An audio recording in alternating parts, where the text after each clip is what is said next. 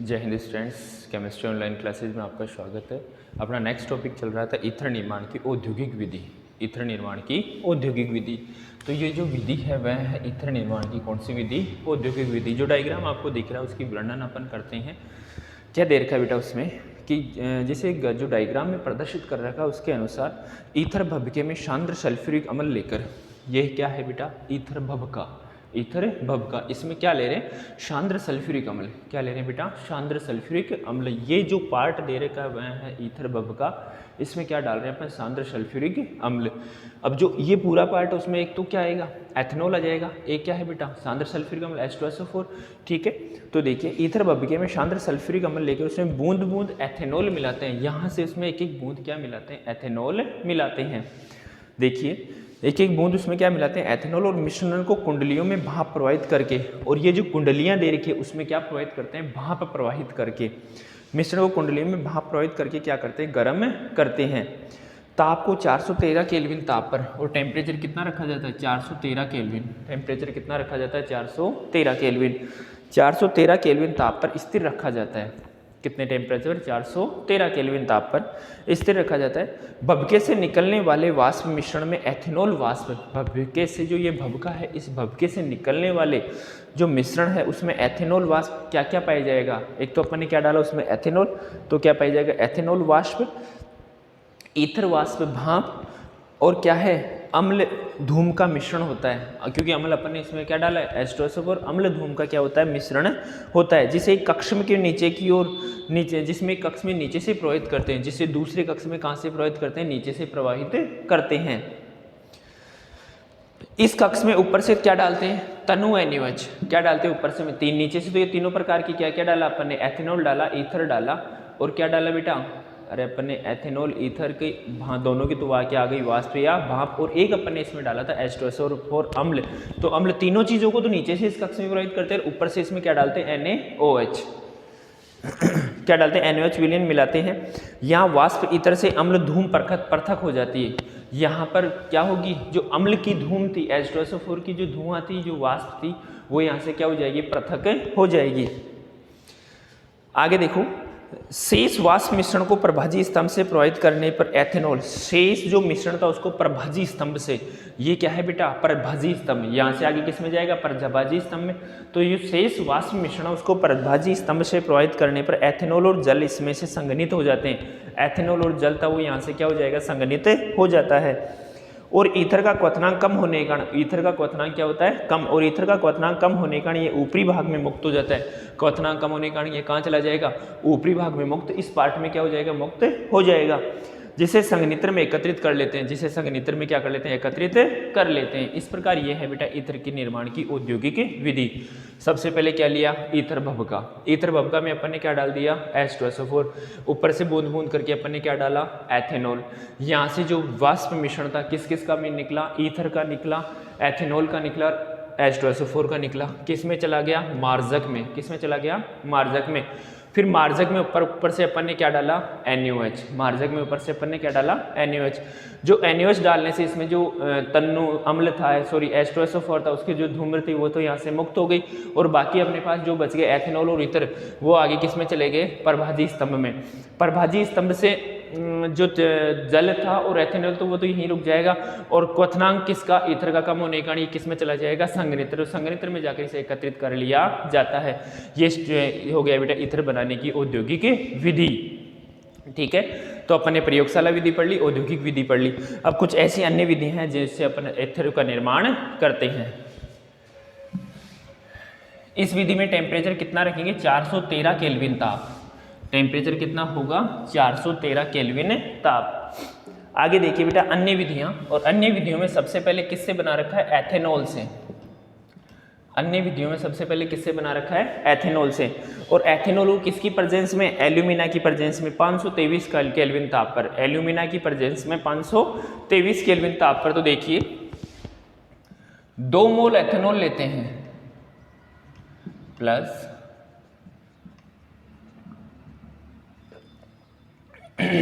निर्जलीकरण होगा in presence of alumina Al2O3 और 523 केल्विन ताप। 523 केल्विन ताप और एल्यूमिना की प्रेजेंस में क्या होगा, इसका निर्जलीकरण होगा। तो यहाँ से तो निकल तो क्या जाएगा H2O, और CH2 किससे जुड़ जाएगा, O से, तो क्या बन जाएगा CH3CH2O, और आगे क्या आ गया CH2CH3 प्लस क्या निकल जाएगा H2O, प्लस क्या निकल जाएगा H2O। ये क्या बन गया ईथर, क्या बना ईथर। मतलब एथेनॉल की अभिक्रिया या एथेनॉल का निर्जलीकरण एल्यूमिना और 523 केल्विन ताप पर कराने पर किसका निर्माण होता है, ईथर का। देखिए थ्योरी में क्या करें, एथेनॉल वाष्प को एल्यूमिना या एल्यूमिनियम फॉस्फेट उत्प्रेरक पर प्रभावित करने पर एथेनॉल की वाष्प 523 केल्विन ताप पर तप्त एल्यूमिना और एल्यूमिनियम फॉस्फेट पर प्रभावित करने पर क्या प्राप्त होता है, ईथर, जिसकी अभिक्रिया ये है। आगे देखिए, ईथर की इस वाष्प को संगलित CaCl2 की सहायता से, एथेनॉल की इस वाष्प को संगलित CaCl2 की सहायता से शुष्क कर लिया जाता है। यदि अभिक्रिया का तापक्रम 653 केल्विन हो, 523 से कितना हो 653 केल्विन ताप हो लगभग चला जाए, तो ईथर के स्थान पर क्या बनती है। अगर इसी अभिक्रिया का ताप 600 कितना बेटा 53 केल्विन ताप, मतलब एथेनॉल की जो वाष्प थी उसके जो टेम्परेचर है ना वही एल्यूमिना की प्रेजेंस में, लेकिन 653 केल्विन ताप चला जाए तो ईथर के स्थान पे क्या प्राप्त होगी, एथीन। ईथर के स्थान पे क्या प्राप्त होगी, एथीन। इट मीन्स इसकी अल्फा पोजीशन से तो क्या निकलेगा OH, और जो बीटा पोजीशन है वहां से क्या निकल जाएगा H। तो इस अभिक्रिया को इस प्रकार लिख सकते हैं अपन, CH2CH3 को CH2H लिख सकते हैं, CH2OH। यहाँ से बॉन्ड ब्रेक होगा, वही क्या होगा बेटा निर्जलीकरण। होना तो निर्जलीकरण है, लेकिन टेम्परेचर उच्च होने के कारण ईथर के स्थान पे एथीन प्राप्त होगी, और क्या बन जाएगा बेटा CH2 double bond CH2 plus क्या निकल गया H2O, CH2 double bond CH2 plus क्या निकल गया H2O। इस प्रकार इसमें क्या करवाते हैं, एल्यूमिना की प्रेजेंस में 523 केल्विन ताप पर अगर इसकी अभिक्रिया करवाते हैं तो ईथर बनता है, और यदि टेम्परेचर बढ़ के 653 केल्विन हो जाए तो क्या प्राप्त होती है, एथीन। नेक्स्ट अभिक्रिया आ रही विलियमसन ईथर संश्लेषण। विलियमसन ईथर संश्लेषण, एल्किल हैलाइडों की अभिक्रिया सोडियम एल्कोक्साइड के साथ, एल्किल हैलाइडों की अभिक्रिया सोडियम एल्कोक्साइड के साथ कराने पर बेटा ईथर का निर्माण होता है, और यही अभिक्रिया होती है विलियमसन ईथर संश्लेषण। जो नेक्स्ट अभिक्रिया है वो है विलियमसन्स ईथर संश्लेषण। अभिक्रिया करवा रहे थे एल्किल हैलाइड, क्या ले लिया RX, किसके साथ, सोडियम एल्कोक्साइड के साथ। तो सोडियम एल्कोक्साइड का फॉर्मूला NaOR, यहाँ का X किसके साथ निकल जाएगा, Na के साथ। X किसके साथ निकलेगा, Na के साथ। तो R किससे जुड़ जाएगा, O से। तो अपने पास क्या बन जाएगा ROR, जो क्या है ईथर, प्लस क्या निकल गया NaX, क्या निकल गया NaX। ये जो है वो कहलाता है सोडियम एल्कोक्साइड, सोडियम एल्कोक्साइड, और ये क्या है एल्किल हैलाइड, एल्किल हैलाइड। तो एल्किल हैलाइड की अभिक्रिया सोडियम एल्कोक्साइड के साथ कराने पर किसका निर्माण होता है, ईथर का। इसी अभिक्रिया को अपन क्या कहते हैं, विलियमसन ईथर संश्लेषण। जैसे अपन ने यहाँ पर ले लिया CH3Cl, यहाँ पर अपने पास क्या हो गया NaO, या ऐसे इसको C2H5 भी ले सकते हैं अपन, क्या ले सकते हैं C2H5, क्या निकल जाएगा NaCl, क्या निकल जाएगा बेटा NaCl। तो C2H5 किससे जुड़ जाएगा, O से। तो क्या बन जाएगा C2H5O, C2H5 प्लस क्या निकल गया NaCl, प्लस क्या निकल गया NaCl। इस अभिक्रिया को कहते हैं अपन विलियमसन ईथर संश्लेषण।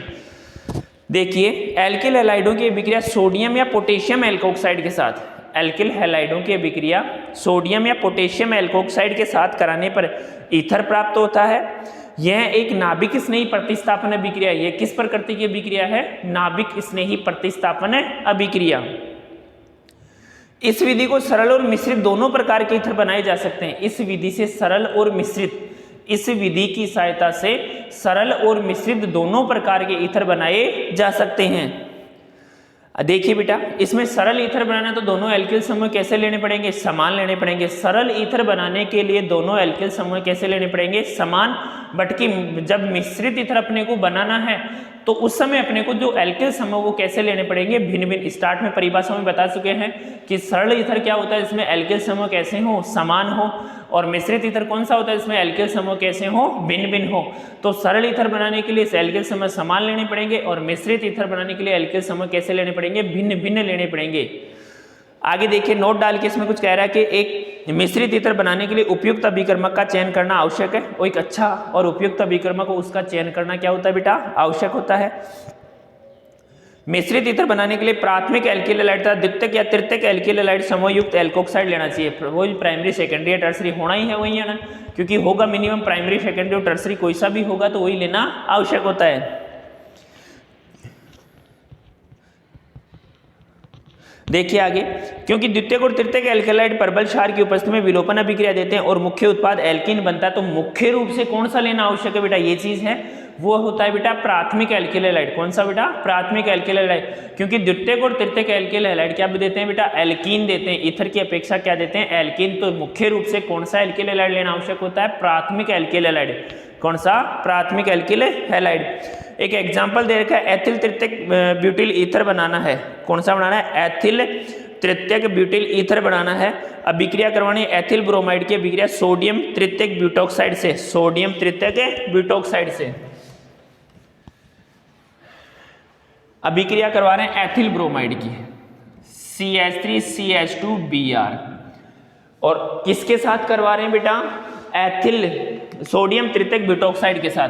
तो ये हो गया सोडियम, फिर क्या ले, तृतीयक ब्यूटॉक्साइड, तृतीयक ब्यूटॉक्साइड का फॉर्मूला जाएगा OCCH3 और यहाँ पर CH3, यहाँ का Br किसके साथ निकल जाएगा, Na के साथ। Br किसके साथ निकल जाएगा, Na के साथ, तो NaBr निकल जाएगा। इधर क्या बन जाएगा, CH3CH2 OCCH3CH3 और CH3 प्लस क्या निकल गया, NaBr। क्या निकल गया बेटा, NaBr। ये क्या है, सोडियम तृतीयक ब्यूटॉक्साइड, सोडियम तृतीयक ब्यूटॉक्साइड, और ये क्या है बेटा, एथिल ब्रोमाइड। क्या है, एथिल ब्रोमाइड। ठीक है, तो इसमें बनाना क्या था अपने को, एथिल तृतीयक ब्यूटिल ईथर। ये क्या है बेटा, एथिल तृतीयक ब्यूटिल ईथर। तो सबसे पहले अपने को बनाना क्या था, एथिल तृतीयक ब्यूटिल ईथर बनाना था, और किस किस से बन रहा है बेटा, एथिल ब्रोमाइड तथा सोडियम तृतीयक ब्यूटॉक्साइड। तो एथिल ब्रोमाइड की अभिक्रिया सोडियम तृतीयक ब्यूटॉक्साइड के साथ करवाते हैं तो एथिल तृतीयक ब्यूटिल ईथर का निर्माण होता है, एथिल तृतीयक ब्यूटिल ईथर का निर्माण होता है।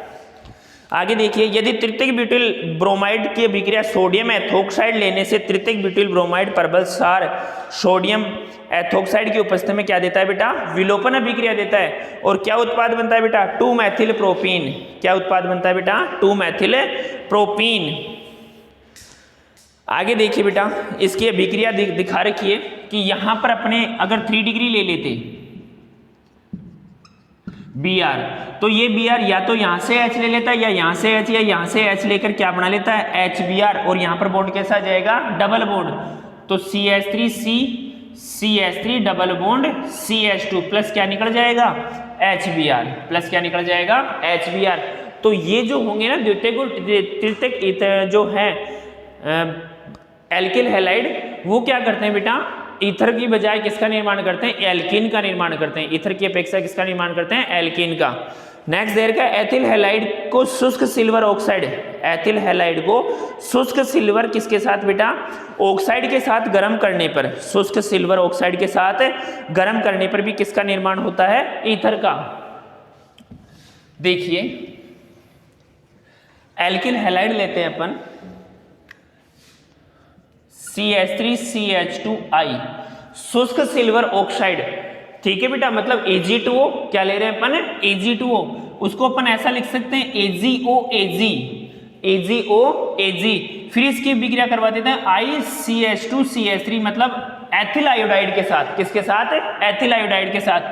तो यहाँ का I किसके साथ, Ag के साथ, इस Ag के साथ कौन निकल जाएगा, ये I, और ऑक्सीजन दोनों एथिल समूह के साथ, और ऑक्सीजन दोनों एथिल समूह के साथ जुड़ जाएगा। तो जोड़ के देखते हैं, CH3CH2, यहाँ पर कौन आ जाएगा, O, और फिर कौन आ जाएगा, CH2 CH3 प्लस क्या निकल जाएगा 2AgI, प्लस क्या निकल जाएगा 2AgI। तो ये क्या बन गया बेटा ईथर, क्या बन गया ईथर। तो इस प्रकार अपन आयोडाइड से भी क्या बना सकते हैं ईथर। किसके साथ अभिक्रिया करवानी पड़ेगी, सबसे पहले इसमें कोई भी एल्किल हैलाइड ले लेंगे, ब्रोमाइड हो सकता है चाहे वो आयोडाइड हो सकता है, लेकिन मुख्य रिएक्टेंट के रूप में अपन क्या लेंगे यहाँ पर सिल्वर ऑक्साइड, सिल्वर ऑक्साइड, शुष्क सिल्वर ऑक्साइड Ag2O की अभिक्रिया करवाएंगे इसमें। तो निर्माण किसका होगा बेटा ईथर का, किसका निर्माण होगा ईथर का। नेक्स्ट जो आ रहे हैं डाई एथिल ईथर के भौतिक गुण आ रहे हैं। तो देखिए बेटा भौतिक गुण क्या क्या दे रखे हैं। सबसे पहले ये एक रंगहीन मीठी गंध वाला द्रव है, यह रंगहीन मीठी गंध वाला द्रव होता है। यह अत्यंत वाष्पशील और ज्वलनशील द्रव है, यह अत्यंत वाष्पशील और ज्वलनशील द्रव है। फिर नेक्स्ट कह रहा है बेटा यह जल से हल्का तथा उसमें एविले होता है, जल से हल्का होता है और जल में क्या होता है एविले होता है। यह कार्बनिक विलायकों जैसे अल्कोहल बेंजीन आदि में पूर्ण रूप से विलय होता है। कार्बनिक विलायक जैसे अल्कोहल बेंजीन में क्या होता है बेटा पूर्ण रूप से विलय होता है। नेक्स्ट जो है इसकी वाष्प को सूंघने से बेहोशी उत्पन्न होती है, ईथर की वाष्प को सूंघने से क्या उत्पन्न होती है बेहोशी उत्पन्न होती है। नेक्स्ट कह रहे बेटा अतः निश्चेतक के रूप में इसका उपयोग किया जाता है। डाई एथिल ईथर का क्वथनांक 307.6 केल्विन होता है, डाई एथिल ईथर का क्वथनांक 307.6 केल्विन होता है। Okay students, thank you.